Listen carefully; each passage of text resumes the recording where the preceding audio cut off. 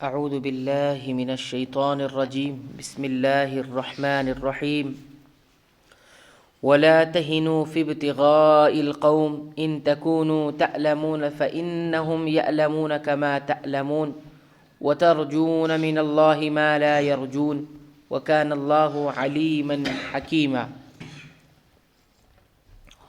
ان لوگوں کا پیچھا کرنے سے ہارے دل ہو کر بیٹھ نہ رہو، اگر تمہیں بے آرامی ہوتی ہے تو انہیں بھی تمہاری طرح بے آرامی ہوتی ہے، اور تم اللہ سے وہ امید رکھتے ہو جو امید انہیں نہیں، اور اللہ تعالیٰ دانا اور حکیم ہے۔ یعنی اپنے دشمن کے تعاقب کرنے میں، پیچھا کرنے میں کمزوری مت دکھاؤ، بلکہ ان کے خلاف بھرپور جد و جہد کرو اور گھات لگا کر بیٹھو۔ یعنی زخم تو تمہیں بھی اور انہیں بھی دونوں کو پہنچے ہیں، لیکن ان زخموں پر تمہیں تو اللہ سے اجر کی امید ہے، لیکن وہ اس کی امید نہیں رکھتے، اس لیے اجر آخرت کے حصول کے لیے جو محنت و کاوش تم کر سکتے ہو وہ کافر نہیں کر سکتے۔ انا انزلنا الیک الکتاب بالحق لتحکم بین الناس بما اراک اللہ ولا تکن للخائنین خصیما۔ یقیناً ہم نے تمہاری طرف حق کے ساتھ اپنی کتاب نازل فرمائی ہے تاکہ تم لوگوں میں اس چیز کے مطابق فیصلہ کرو جس سے اللہ نے تم کو شناسا کیا ہے، اور خیانت کرنے والوں کے حمایتی نہ بنو۔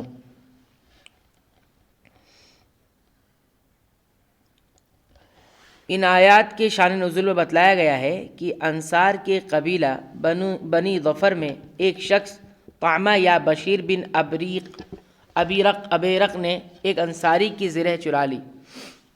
جب اس کا چرچا ہوا اور اسے بے نقاب ہونے کا خطرہ محسوس ہوا تو اس نے وہ زرہ ایک یہودی کے گھر پھینک دی، اور بنی ظفر کے کچھ آدمیوں کو ساتھ لے کر نبی صلی اللہ علیہ وآلہ وسلم کی خدمت میں پہنچ گئے۔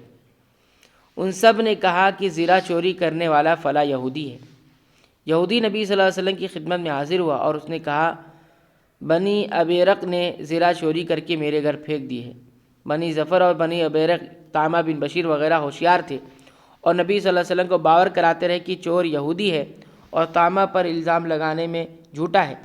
نبی صلی اللہ علیہ وسلم نے بھی ان کی چکنی چپڑی باتوں سے متاثر ہو گئے، اور قریب تھا کہ اس انصاری کو چوری کے الزام سے بری کر کے یہودی پر چوری کی فرد جرم عائد فرما دیتے کہ اللہ تعالیٰ نے یہ آیت نازل فرما دی، جس سے ایک بات یہ معلوم ہوئی کہ نبی صلی اللہ علیہ وسلم بھی بحیثیت ایک انسان غلط فہمی میں پڑ سکتے ہیں۔ دوسری بات یہ معلوم ہوتی ہے کہ آپ عالم الغیب نہیں تھے، ورنہ آپ صلی اللہ علیہ وسلم پر فوراً صورتحال واضح ہو جاتی۔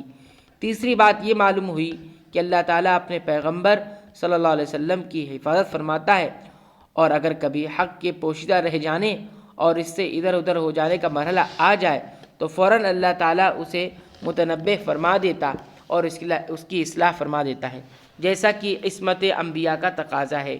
یہ وہ مقام عصمت ہے جو انبیاء کے علاوہ کسی اور کو حاصل نہیں، اور اس سے مراد وہی بنی ابیرق ہے جنہوں نے چوری خود کی لیکن اپنی چرب زبانی سے یہودی کو چور باور کرانے پر تلے ہوئے تھے۔ اگلی آیت میں بھی ان کے اور ان کے حمایتیوں کے غلط کردار کو نمایاں کر کے نبی صلی اللہ علیہ وسلم کو خبردار کیا جا رہا ہے۔ وَاسْتَغْفِرِ اللَّهَ إِنَّ اللَّهَ كَانَ غَفُورًا رَحِيمًا، اور اللہ تعالیٰ سے بخشش مانگو، بے شک اللہ تعالیٰ بخشنے والا، مہربانی کرنے والا ہے۔ یعنی بغیر تحقیق کے آپ صلی اللہ علیہ وسلم نے خیانت کرنے والوں کی حمایت کی ہے، اس پر اللہ تعالیٰ سے مغفرت طلب کریں۔ اس سے معلوم ہوا کہ فریقین میں سے جب تک کسی کے بابت پورا یقین نہ ہو کہ وہ حق پر ہے، اور اس کی حمایت اور وکالت کرنا جائز نہیں۔